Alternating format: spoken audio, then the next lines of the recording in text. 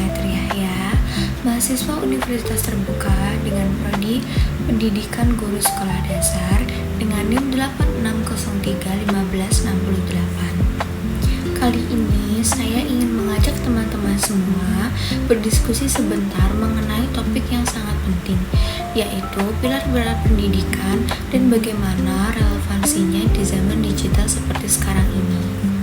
Kita semua tahu, dunia berubah sangat cepat, teknologi di mana-mana, informasi berdatangan setiap detik. Tapi pertanyaannya, apakah dasar-dasar pendidikan yang dulu dirumuskan para pendiri bangsa masih cocok dan bisa kita pakai hari ini? Nah, mari kita bahas satu persatu dengan santai ya. Pertama, mari kita pahami dulu apa maksudnya pilar pendidikan. Kalau kita ibaratkan pendidikan itu seperti sebuah rumah, maka pilar adalah tiang-tiang penyangganya. Kalau tiangnya kuat, kokoh, dan berdiri tegak, maka rumah itu akan aman, nyaman, dan tidak mudah roboh terkena angin atau badai. Sama halnya dengan pendidikan. Pilar di sini artinya adalah dasar, fondasi, atau nilai-nilai utama yang dipegang teguh. Inilah yang menjadi pegangan kita dalam mendidik anak, menentukan arah, cara, dan tujuan pendidikan itu sendiri. Tanpa pilar yang jelas, pendidikan bisa saja berjalan, tapi tidak punya arah yang pasti dan mudah sekali bergeser nilainya. Nah, di Indonesia kita sangat beruntung karena Bapak Pendidikan Nasional kita, Ki Hajar Dewantara, sudah mewarisi 3 prinsip yang sangat menjadi jiwa pendidikan kita sampai sekarang, yaitu Ki Ngarso Sungtolodo, Ing Madya Mangunkarso, Tutwuri Handayani. Mari kita maknai satu persatu dengan bahasa yang sederhana. Ing Ngarso Sungtulodo artinya di depan memberi contoh.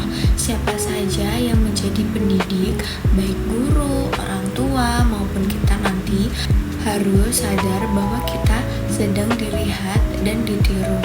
Jangan hanya menyuruh anak belajar, tapi kita sendiri malas. Jangan hanya melarang anak melakukan sesuatu, tapi kita sendiri melakukannya. Kata-kata itu penting, tapi perbuatan dan keteladanan itu jauh lebih kuat pengaruhnya. Kedua, ada Ing Madya Mangunkarso, artinya di tengah membangun semangat. Posisi pendidik itu ada di samping dan di tengah-tengah anak didik. Tugasnya bukan memerintah atau menuntut, tapi membuat anak-anak itu punya keinginan, punya semangat, dan berani berkarya. Kita jadi penyemangat, teman diskusi, dan penggerak agar mereka mau berusaha mengembangkan potensi dirinya. Ketiga, ada Tutwuri Handayani, artinya di belakang memberi dukungan.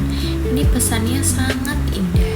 Kita tidak perlu selalu berada di depan mengatur segalanya.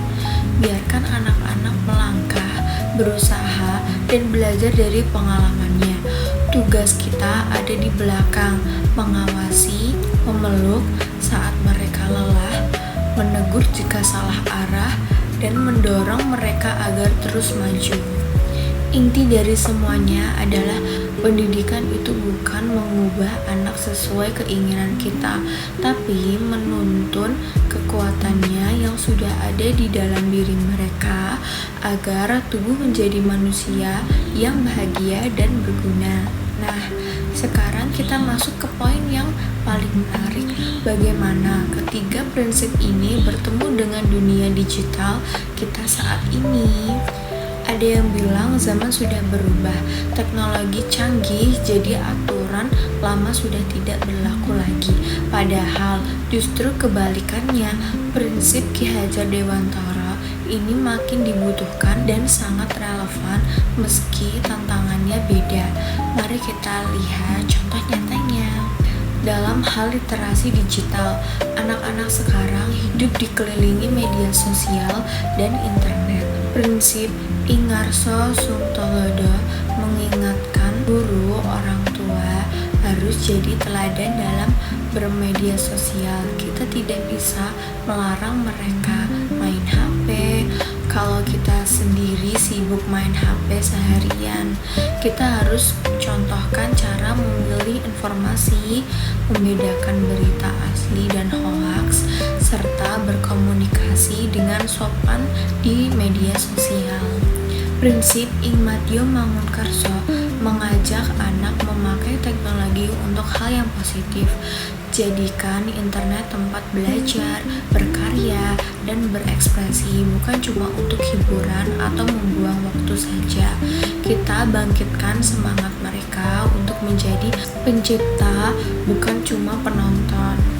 Prinsip Tuturi Handayani, kita dukung mereka menguasai teknologi, tapi kita dampingi, kita pastikan mereka aman, tidak terjebak hal buruk, dan tetap punya batasan teknologi.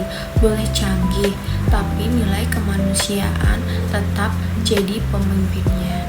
Dalam hal pembentukan karakter, di era di mana semua informasi bisa masuk dengan bebas, nilai-nilai seperti jujur, sopan, dan bertanggung jawab justru makin terancam.